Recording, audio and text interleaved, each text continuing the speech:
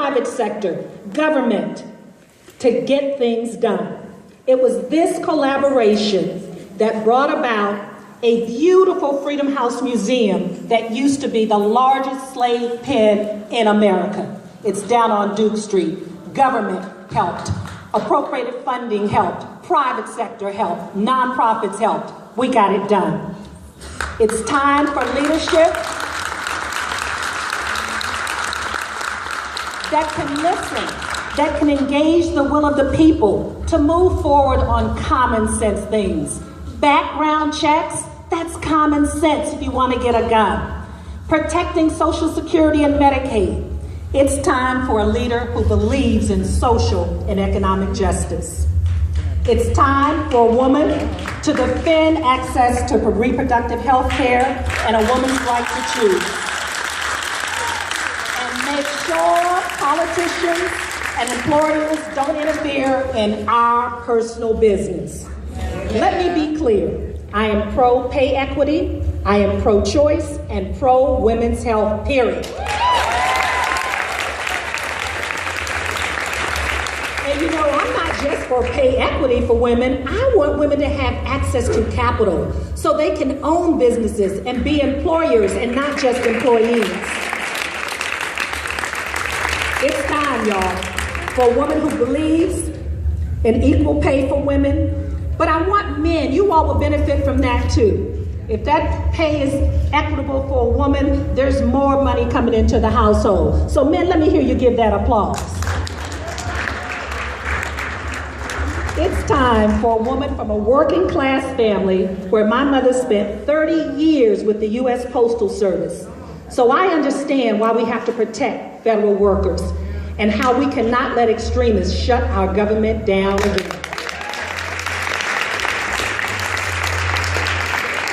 And finally, it's time for a woman who values education and sees it as the real equalizer and will continue to eliminate the achievement gap and provide quality education and opportunities for all of our children.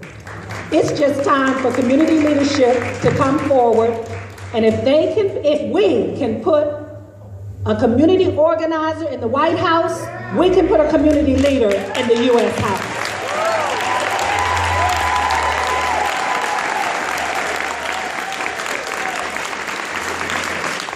So now that I have clearly answered number one, why I like to run, why I think community leadership deserves it, now let's talk about the bigger issue.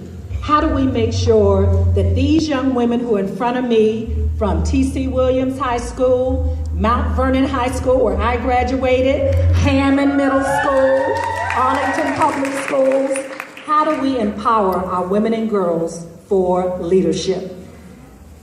The folks up here have been doing it. They know what they're doing. You're going to be inspired today. We're going to start with my dear friend, Dr. Gloria Mayfield Banks. I love this woman, but let me tell you, she's very successful and motivational, but she overcame some real adversity. Despite dyslexia and an abusive situation, she rose above it. She began selling Mary Kay to make some money on the side. Within a year, she broke the company's sales record. She earned her Harvard MBA along the way. Did I say she had dyslexia and still got a Harvard MBA? Now she is ranked in the top 10 in the U.S. in Mary Kay sales. She's the top ranked African American sales director in the world. She's responsible for $24 million in sales with a group of over 6,000 consultants. And Oprah, she's won a few of those pink Cadillacs and pink SUVs, so she don't need a car. She has delivered her inspiring and motivational messages through national media and international audiences. Please welcome Dr. Gloria Mayfield Banks.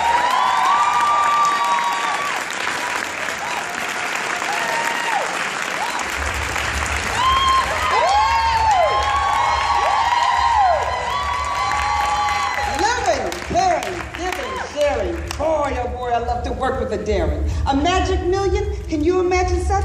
Of course you can. We've got the touch. I'm small in stature only, but I'm heavy in belief. I'm I'm leading by example. As you can count on me as I flash this $1 million smile. The world will know it's all worthwhile because I'm banking on the magic, banking on success, and I'm banking on some women who simply want the best. I'm proud to be before you. I'm so proud to be top ranked. I'm elite executive national sales director. My name is Gloria Mayfield Banks.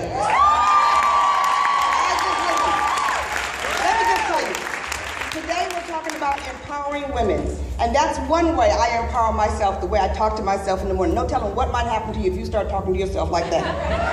I am here to tell you seriously, I've been passionate about women for a long time, but Laverne Chapman, you have made such a difference in so many women's lives.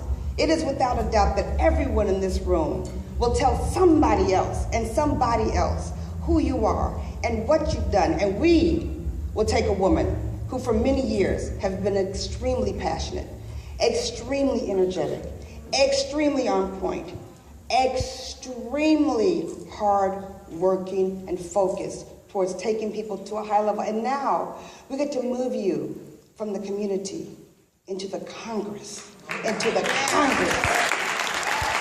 impact will be even much larger. I am so excited for all of us. When I tell you to be here today, let me just say it with you, Oprah.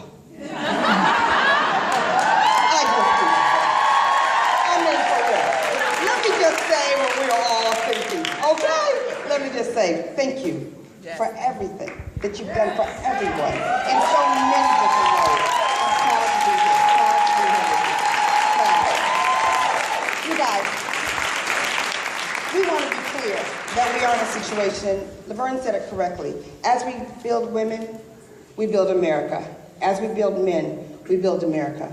My story is one in which I was born and raised in Detroit, Michigan, to a mother who was extremely passionate and a father who was extremely on point with building our self-esteem. And they were 62 years of marriage, just shy of 62 years, and raised 4 amazing girls. None of us saw entrepreneurship until we came up. And then in the 7th grade, they found out I was dyslexic. And I had a reading disorder. And I had one of those mothers that was serious about education. How many of you had one of those mothers that stayed up all night with you? You know, night after night, working with you, and she would study with me. And she'd look at me and say, Gloria, you can get this. Read. Did I tell you that reading is overrated? Reading is overrated. But I did. I studied really hard. I went on to finished high school and went on to Howard University right here in the D.C. area. Yes, Howard University. And then went on and moved to Boston to work for Polaroid Corporation, and then went and got my MBA from Harvard Business School because I needed that piece of paper. How many of you needed your piece of paper? You needed my piece of paper. So I got my piece of paper, and for those of you that are young here, that piece of paper is so critical. So critical. I got my piece of paper, and then I left there and sold for IBM, and then I left from there and took another job. You know, this is about people living your dream out loud. Living your dream out loud. And so when I was working at a company and everyone was so impressed with my career as a marketing manager, Gloria, you're a marketing manager, wow. I went in my office and said, oh, I hate this job. Oh, I hate this. It just wasn't for me. And so I went over to a woman's house who invited me for a skincare class. And I went there to make some extra money when I saw her sell as much as she did with Mary Kay. And I looked at my kids and I said, we're going to sell some Mary Kay. And I just started building that way. But here's what I want to tell you about that. I started a business and I started a career that not many people would understand. I remember calling my mother and saying, Mom, I'm going to sell Mary Kay. She said, what? We just paid $60,000 for you to go to Harvard Business School. And now you're going to sell lipstick. How many have heard it? How many have heard someone's dreams crushed, even from your mother who loves you the most? I remember when I got my acceptance letter from Harvard. I said, Mom, I got into Harvard. She said, what? You did? She was shocked because dreams do come true, you guys, seriously. And I just kept going and kept going and kept going. And that $200 I wanted to make per week to keep my kids in daycare, who were at the time 1 and 2 years old. I didn't want them home with me. Anybody would have given me the $200. But I kept going, and I was very excited. And so I wanted to tell you, I wanted to make some extra money because I was in the middle of a domestic violence situation. 10 years of domestic violence. And so I stand before people all the time and I say to them, when you look at me, you will see a sharp, professional, hardworking, educated woman who was in domestic violence for 10 years. You can never guess what's going on in someone's life next to you. And so from there, I just kept going. I was a single parent for 7 years until I met the man of my dreams, who is in this room, Ken Banks. I'm just so excited to have done that. He was a self-made millionaire in his own right as well. But here's what I want to tell you guys, seriously. I'm so proud now to lead over 7,000 women on an international team with Mary Kay. I'm so proud that there's 3 million women in Mary Kay. And I'm number 3 in the nation, and number 2 and number 1 need to watch out. But what I want to tell you is when they ask the question, how do you empower other women? I want to tell you, for me, it is a huge, staunch belief that women are more powerful than they know that they are. It is a huge, staunch belief that passion will move you past the pain when you find the passion and you take mentorship on your side. It is a huge belief that confidence and developed confidence will take you in directions that you just do not even know are standing in front of you. And it is my belief that if you focus on your dream and you live the life that you want and you work hard for your desires and you reach down and help someone else reach their dreams.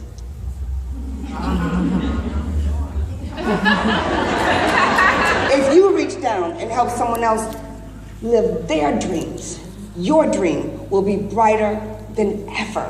I just want to tell you, when you look at somebody next to you, you do not know their story. But I promise you, everybody has a story to tell. You just need the platform from which to share it. I want to thank you so much for inviting me. Give her a huge going to Congress round of applause. Can I clap on you? Thank you, Gloria. Thank you so much. That's powerful, ladies. Powerful.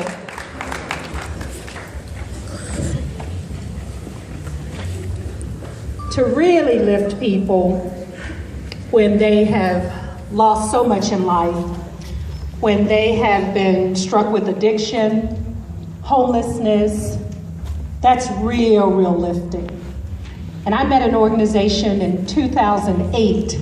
We did the People's Inaugural, and that's where Earl Stafford had a whole weekend where he brought in veterans and battered women's groups and groups from the Urban League around the country to celebrate the first African-American president. And these women from N Street Village we called them our platinum guests, and their lives were transformed that weekend. They saw hope, they saw encouragement, and I've had a chance to work with their executive director, Schroeder Stribling, and she is just doing a tremendous job serving almost 1,500 women in the DMV area, lifting them, empowering them, and getting them back to the road to life. Would you welcome Schroeder Stribling?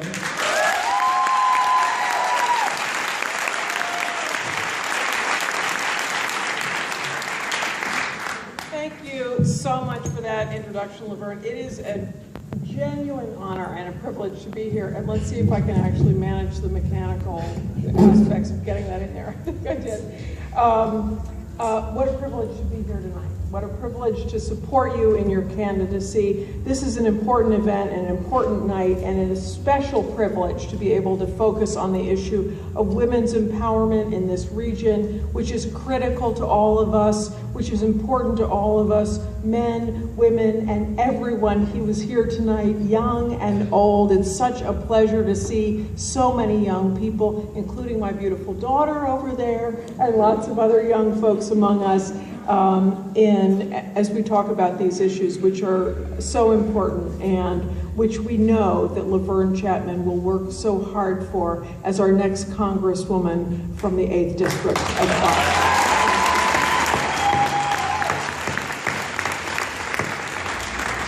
I have learned a lot, both about the challenges and about the potential for women and girls in our region in my years at N Street Village. N Street Village is the largest provider of housing and services for homeless and low-income women and families in this region.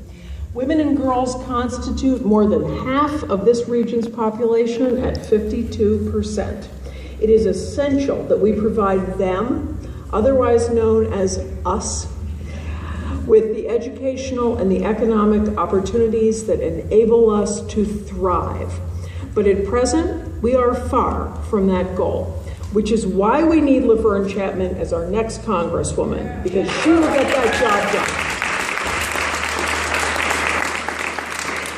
Today, more than 21% of the women-headed households in our region are living in poverty, with an even higher percentage in the District of Columbia, which is our nation's capital.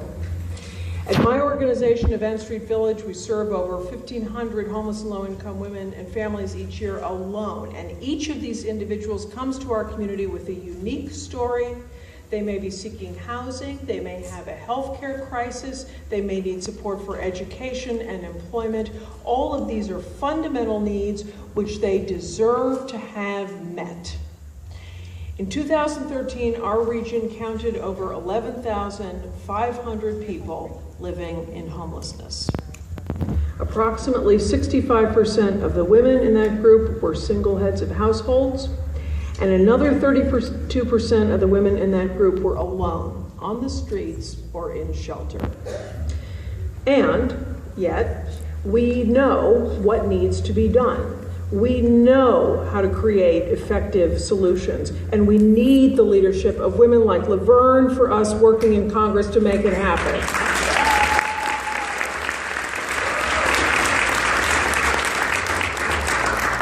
With the right kind of opportunities, as well as a just and efficient distribution of resources, women will and do thrive. They prove it, we prove it every day. This is the vision of community that Laverne has and what she will fight for in Virginia. I want to introduce you tonight to one inspiring example of women's empowerment who is here with us. And it's not Oprah Winfrey, whom I love, and is another example of that, and she is one of my examples, and yet I want to introduce you to a woman from N Street Village. In 2006, when Loretta was 52 years old, she came to N Street Village in a major crisis. She was a mother, a grandmother, with a 10th grade education and a past career in childcare. But her personal experiences of trauma, addiction, and depression ultimately led to unemployment, to homelessness, to separation from family members whom she loved dearly, and finally to a serious suicide attempt. And then, in 2006, once she was provided with basic housing, basic services, health care, and a compassionate network of peers, Loretta turned her story around.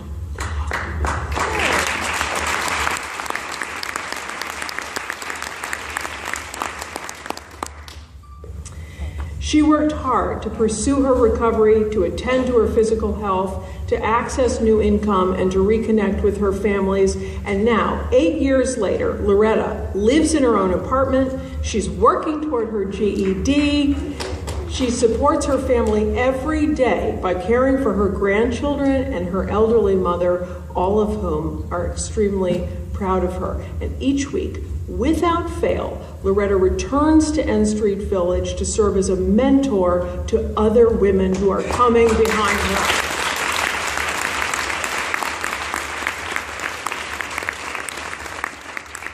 Last month, I received a letter in the mail, and it was from Loretta.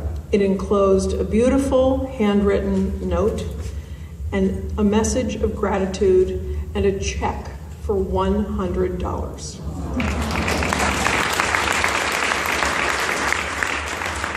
And when I thanked Loretta for this contribution, she told me in person the following: I know that if I don't give back, somebody else will miss their chance. Loretta is a story of true empowerment, and she's here tonight. Would you stand up, Loretta, please, so we can welcome you?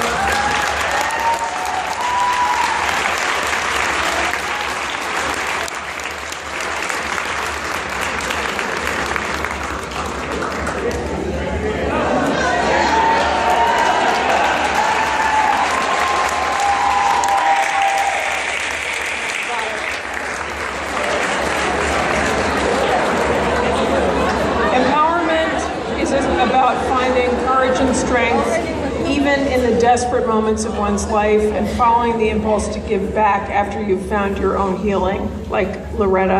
And to our community, empowerment means having a real hope of improving your own circumstances and achieving your own goals.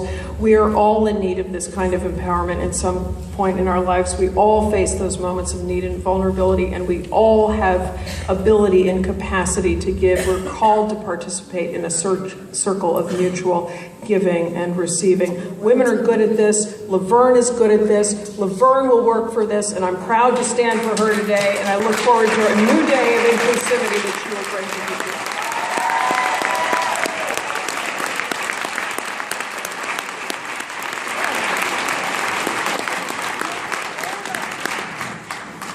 All this talk of empowerment, I have been mentoring young women for the last 15 years. And there's a group here tonight of young women who are just dynamic.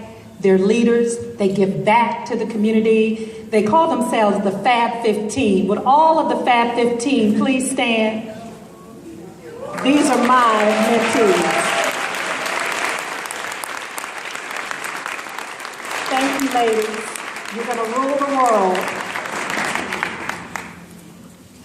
We've been talking about empowerment,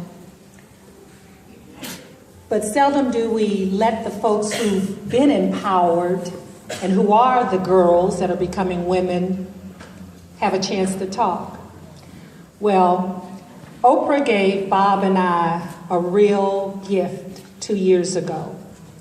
She had young women graduating from her Leadership Academy in South Africa, and they were going to school here in the United States.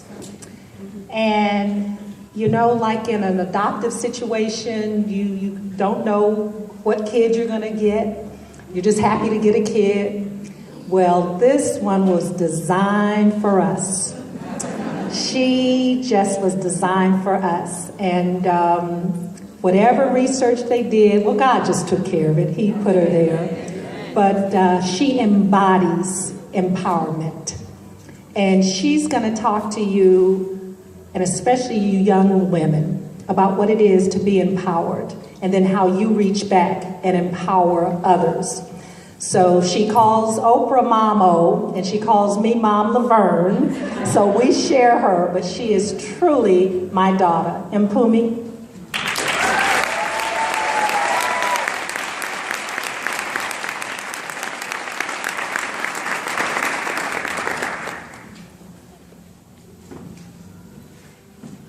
Been often told that great leaders speak from the heart, so please bear with me as I speak from mine. Today I come to you no longer as a disadvantaged or underprivileged child. I stand before you today as an empowered young woman. I was born to a family in Johannesburg, South Africa, Zulu family.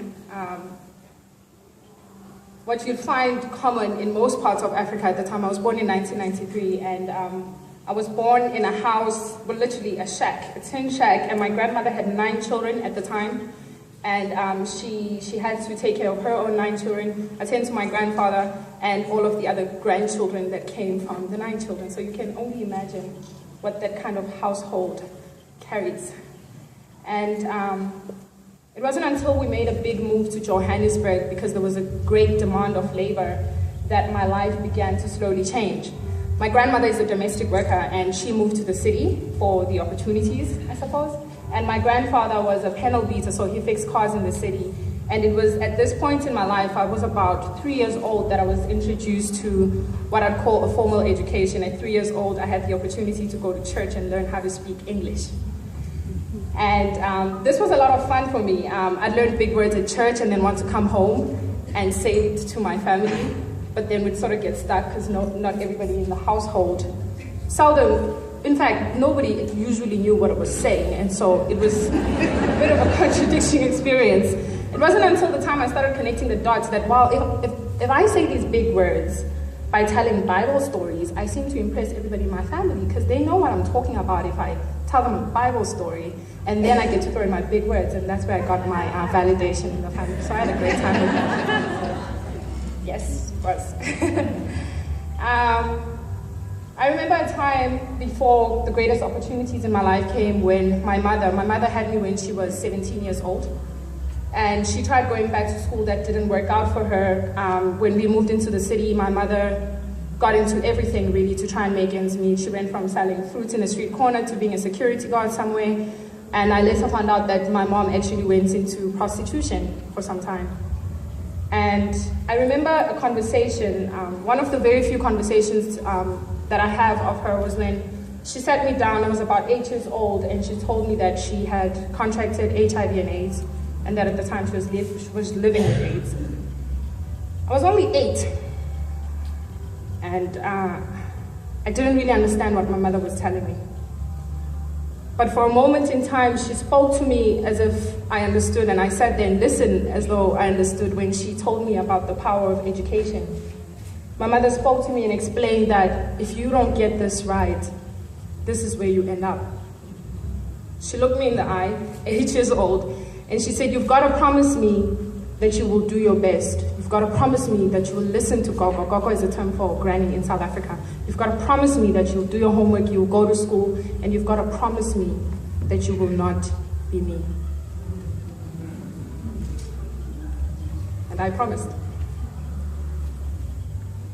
From that point on, nobody ever had to convince me that education was the way for me. I went to a great primary school, and before being welcomed into the Oprah School, I had 7 years full attendance because, trust me, nobody had to tell me why I had to do this. I understood that if I don't do the school thing, this is where I'd end up. And where I'd end up looked really scary because for 1 year, 6 months, I watched my mother die slowly before my eyes. And I understood that my way out of that situation would be to get this education. It was a great time in my life when I was 13 years old and my headmistress. So basically, somehow at school, they'd found out that I don't have the best living conditions at home. We lived in a parking garage. So if you'd imagine you have a house and then the parking garage where the car goes in, we had managed to create that into a room where my whole family would live.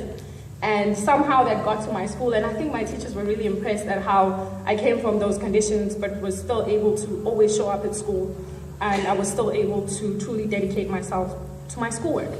And my headmistress and a couple of my teachers told me that, well, Oprah Winfrey is coming all the way to South Africa to build a school, and we think you should apply. I'm like, no kidding, no, Oprah, no. And they're like, yes, the Oprah Winfrey is coming to South Africa to build a school, and we think that you should give it a shot. They approached myself and 30 other candidates from my school, and from the first level on, I was the only one from my district.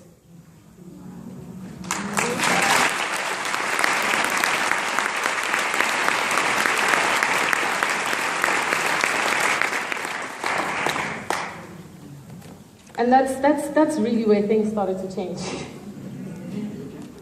That's where the trajectory of my life changed. I got the opportunity to redefine my life, to add meaning to my life, to define for the world and myself what it means to be Mpumi Nobiva, aside from the poverty, aside from the cycle of poverty that continues to exist where I come from. This school said to me, here's a chance, if you get this right, you get a shot to create yourself and create a name for yourself. And so at the Oprah School, I had the best time of my life, actually. I was introduced to leadership. I didn't always understand what a leader was or what a leader would do, because often it seems very intimidating, but we grew into a system where we became leaders and we were encouraged and empowered to a point where when I graduated from the Oprah School, I graduated with 5 distinctions and I was afforded a full ride scholarship to Johnson C.C. University.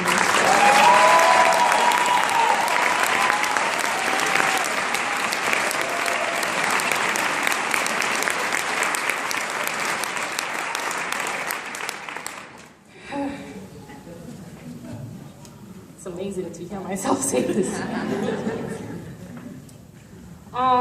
Mom O has been so amazing. She has provided, she afforded that one opportunity that I needed, that one shot. When I came to the United States, as Mom Laverne said, she introduced me to the Browns, Mom Laverne and Papa Brown. who welcomed me into their home and continued to groom me as a leader. So it didn't stop, not because you had accomplished all of that, you could come and settle. No, no, no, we're just getting started, actually. We're just getting started. And those are the kind of leaders that we're talking about here today, leaders who empower and encourage us to remain true to who we are, because those are the fundamentals of leadership. To Mom O, I often say that when you granted me the access to a world-class education, you perhaps without knowing granted me the access to my own mind.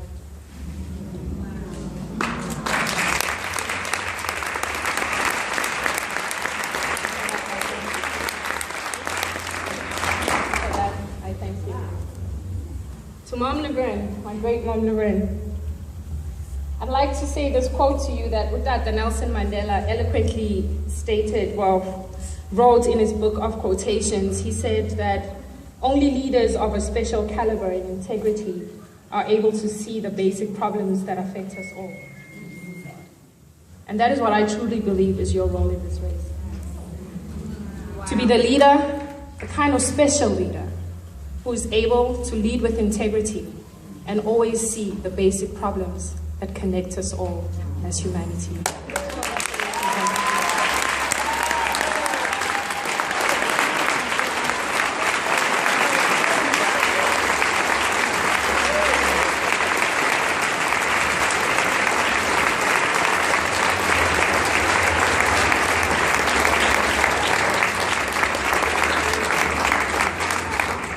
I'm gonna just let her go and give my speeches. Thank you, Phumi.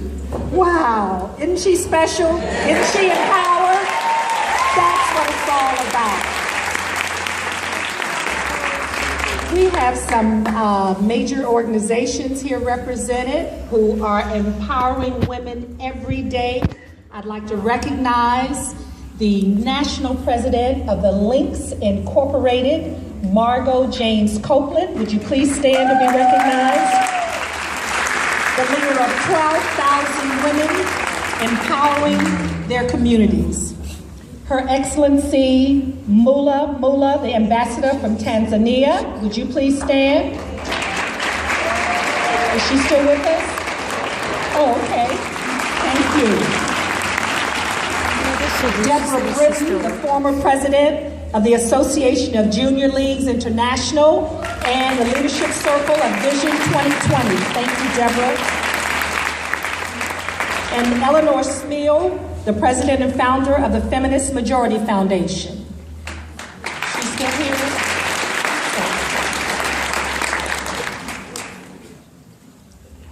Well, who you've all been wanting to hear besides me?